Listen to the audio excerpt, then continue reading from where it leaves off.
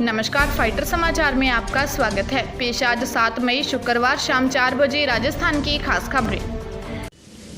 बड़ी खबरों से अपडेट रहने के लिए सब्सक्राइब करें फाइटर न्यूज को और प्रेस करें बेल आइकन को।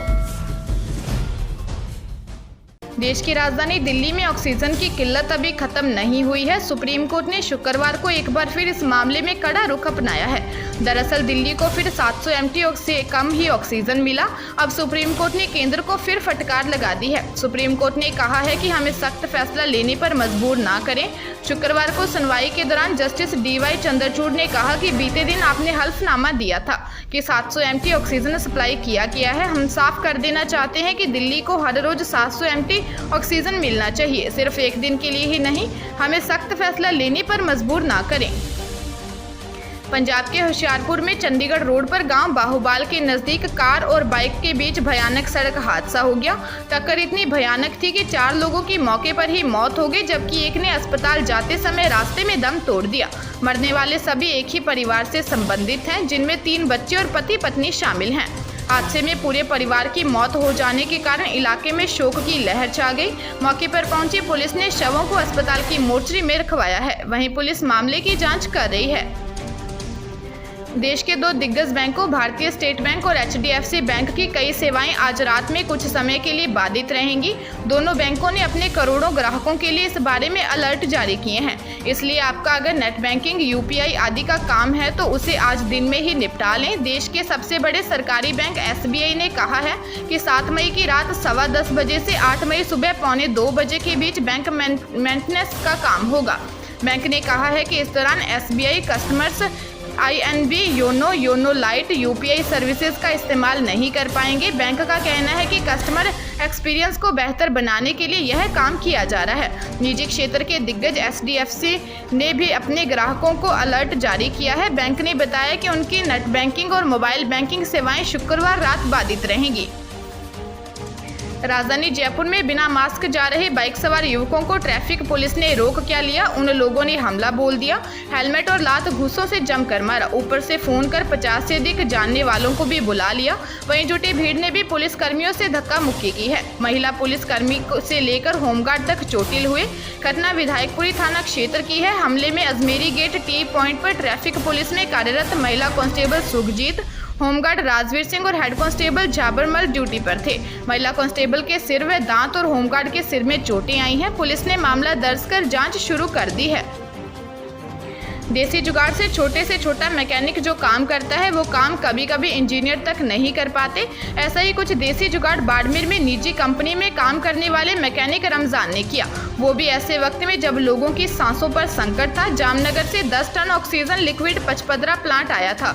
उसी दौरान ऑक्सीजन टैंक की मैसेज पाइप कहीं गिर गई और प्लांट में क्रायोजेनिक स्टोरेज टैंक से लिक्विड आपूर्ति नहीं हो पाई। इस टैंकर को रमजान ने 4 से 5 घंटों में देसी जुगाड़ से खाली कर दिया।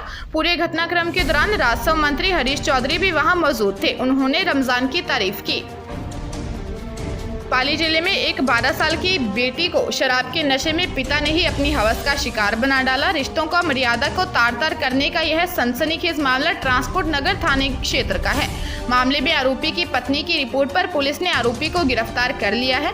थाना प्रभारी विकास कुमार ने बताया कि घटना 5 मई की दोपहर की है। बालिका घर पर थी, उसकी मां काम पर गई थी। इसी दौरान पिता शराब के नशे में घर आया तथा बेटे को बाहर भेजकर 12 वर्षीय बेटी से दुष्कर्म किया। मासूम चिल्लाती रही, लेकिन आरोपी के सिर पर हवस का भूत सवार था। कोरोना वायरस की दूसरी लहर ने देश में कोहराम मचा रखा है। बावजूद इसके कई लोग लापरवाही से बाज नहीं आ रहे हैं। MP के निवाड़ी में पृथ्वीपुरा के लूहर गुवा गांव में ऐसा ही मामला सामने आया, जहां एक शख्स की गलती का खामियाजा पूरे गांव को भुगतना पड़ा है। 24 वर्षीय युवक कोरोना पॉजिटिव होने के 8 दिन के बाद तक अपने आप को छुपाता रहा। इतना ही नहीं, गांव में हुई एक शादी में शामिल होने के साथ साथ शादी में लोगों को भोजन परोसने, दूल्हे के साथ फोटो खिंचवाने के अलावा पूरे गांव भर में घूमता रहा। इसकी वजह से गांव में 3 दर्जन से ज्यादा लोग कोरोना वायरस की चपेट में आ गए और कईयों की हालत गंभीर है।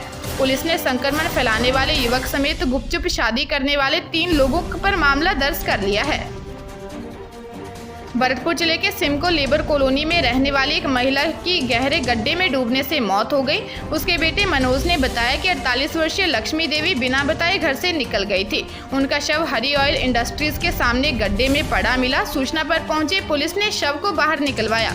मनोज ने बताया कि उसकी मां एक दिन पहले RBM अस्पताल से बिना बताए बाहर आ गई थी। तब वह पेट में पथरी के कारण वहां भर्ती थी। फिर पिता पदम सिंह उन्हें घर ले आए थे। पुलिस मामले की जांच कर रही है।